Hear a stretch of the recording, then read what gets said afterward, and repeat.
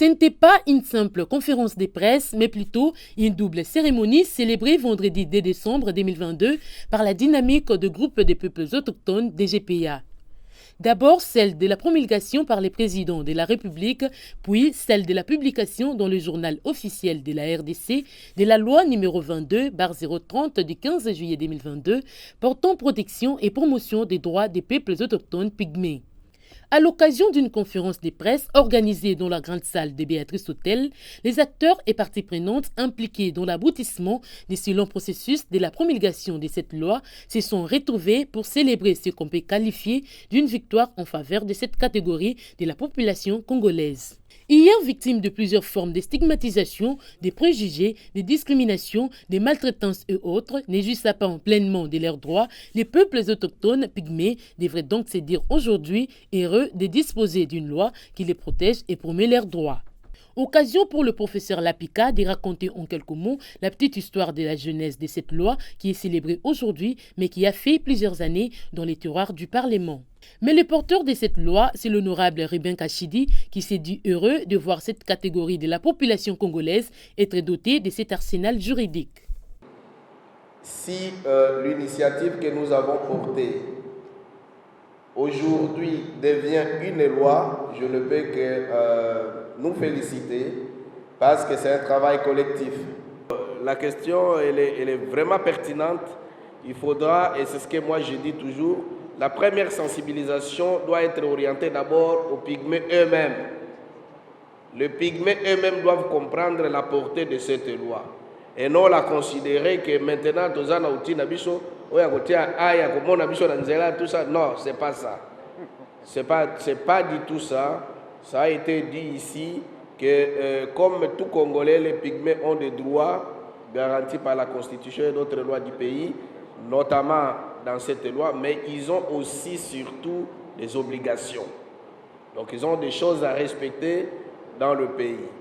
Plusieurs parties prenantes ont été mises à contribution pour aboutir à la promulgation et publication de cette loi, à l'instar de la Rainforest Foundation Norway, dont la chargée de gouvernance Angélique Mbelou a, au nom de la structure, s'est engagée à apporter davantage son appui pour la suite du travail à faire pour l'effectivité de la loi en faveur des PAP. Comment allons-nous rendre cette loi concrète? D'ores et déjà, je vous assure que Rainforest Foundation Norway s'aligne à continuer à accompagner les populations dans l'élaboration, la construction des outils qui vont permettre à ce que cette loi soit concrète, aussi bien sur les aspects politiques, économiques et sociaux. Nous garantissons notre apport et nous garantissons aussi de pouvoir allier d'autres partenaires techniques et financiers à pouvoir accompagner cet effort-là.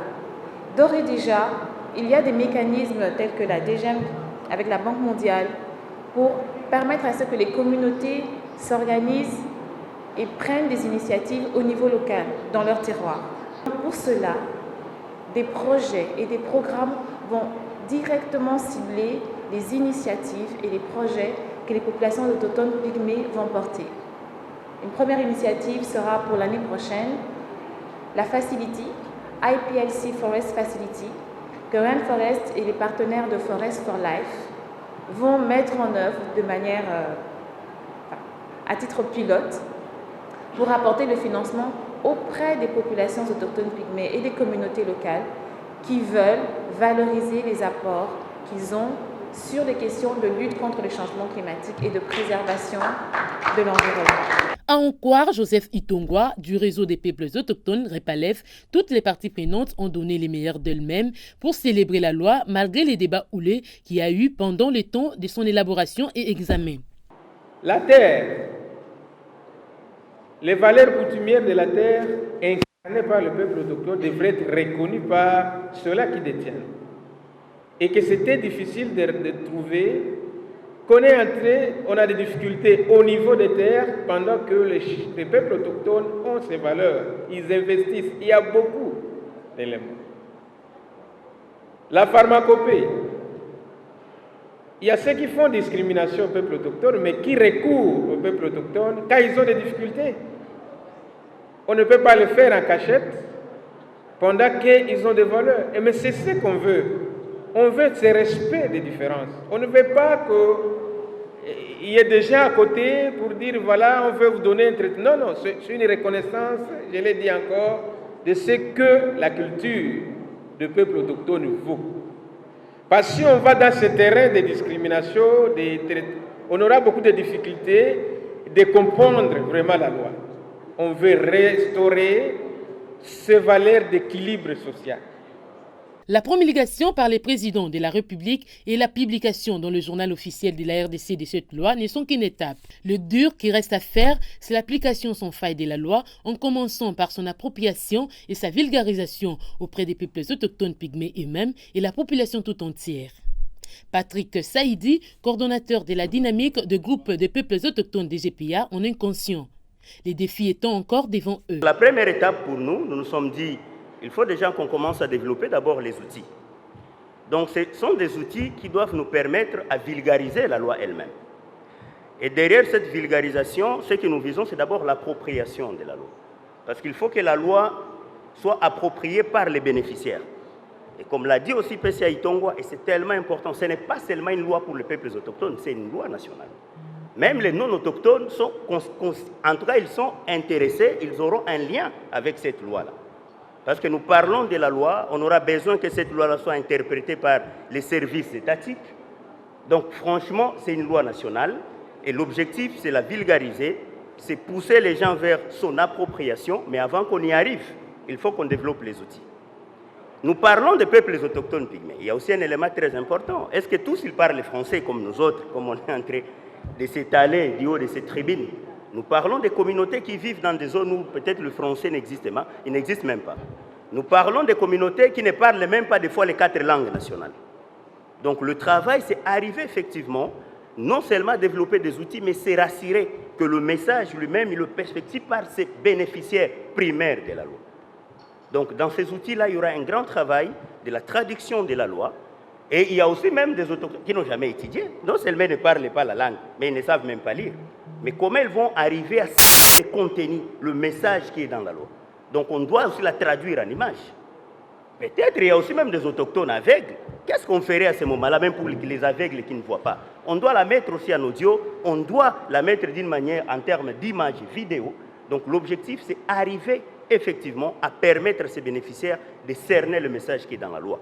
Parce qu'on dit souvent, l'Africain, si tu veux lui cacher une information, il faut la placer où? Parce qu'on n'aime pas lire. Et des fois, il y a des choses qu'on fait sciemment. Mais vu l'engagement qu'on a mis dans ces processus, le devoir qu'on a, c'est se rassurer que ce message passe. C'est se rassurer que réellement ces bénéficiaires arrivent à comprendre le contenu et qu'ils s'approprient le contenu. Au-delà de la vulgarisation qui est un grand chantier, le deuxième travail qu'on aura à faire et qui n'est pas le moindre, c'est le développement des mesures d'application. Parce qu'avoir une loi, c'est une bonne chose. Mais comment nous allons nous battre effectivement pour que les articles, les différents articles qui sont dans cette loi puissent effectivement se traduire en action. Et les mesures d'application ne sont que des outils, des canons, effectivement, qui doivent commencer à nous conduire petit à petit vers cette mise en œuvre effective de la loi. Donc il y a des contacts qui sont en cours avec différents ministères sectoriels, en tout cas qui ont chacun, en ce qui les concerne, comme mes collègues l'ont dit, sachant que la loi elle est transversale, elle touche à la vie nationale, elle touche dans tous les secteurs de notre pays. Merci, prof, pour votre présence ici, parce que l'aménagement du territoire est suffisamment représenté. Comment est-ce que l'aménagement du territoire arrive à prendre en compte effectivement la vision et la gestion de l'espace par l'autochtone dans ses propres politiques et lois? Comment est-ce qu'on arrive à intégrer ce genre de préoccupations dans la loi foncière qui nous crée déjà des problèmes? Et peut-être on aura le temps si le président Kapoupo nous en dira plus, parce que même les acquis qu'on avait dans la loi foncière, celle qui est au niveau du Parlement aujourd'hui, on vient de nous dire que tout a déjà été mis à côté. Comment la politique forestière en cours d'élaboration actuellement arrive à intégrer aussi les us et coutumes?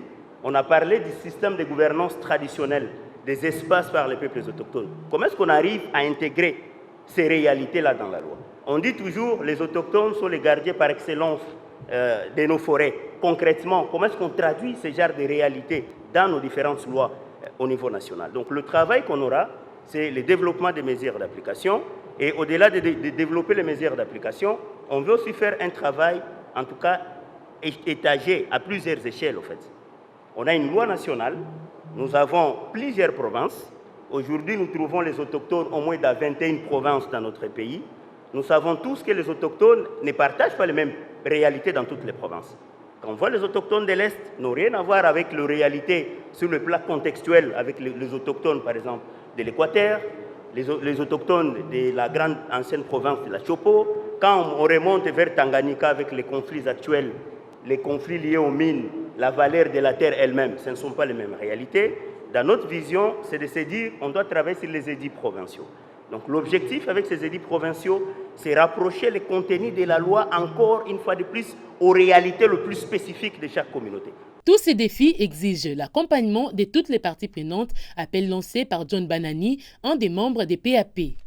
Nous allons clore notre propos en lançant un appel solennel à toutes les parties prenantes, notamment à l'État congolais. Nous disons ceci, nous pygmées, votre implication du gouvernement congolais a été déterminante. Nous vous prions donc de faire preuve de la même volonté politique pour les prochaines étapes. Notamment, la première, la vulgarisation de la loi. La deuxième, l'élaboration de ces mesures d'application par différents ministères sectoriels pertinents. Troisième, le suivi de sa mise en œuvre. Nous avons adressé ces recommandations à notre État congolais, aux organisations de la société civile, ici présents. Nous disons qu'ensemble, nous avons été faire les lances tout au long du processus. Et en restant unis, nous devons continuer à fournir le meilleur de nous-mêmes en veillant au suivi de la mise en œuvre effective de chaque disposition contenue dans cette loi et à maintenir notre accompagnement technique comme cela a été toujours le cas, conformément à notre vocation et mission. Promulguée par le président de la République le 14 juillet 2022 et publiée au journal officiel le 15 juillet 2022, la loi numéro 22/030 du 15 juillet 2022 portant protection et promotion des droits des peuples autochtones pygmées rentrera en vigueur le 15 février 2023.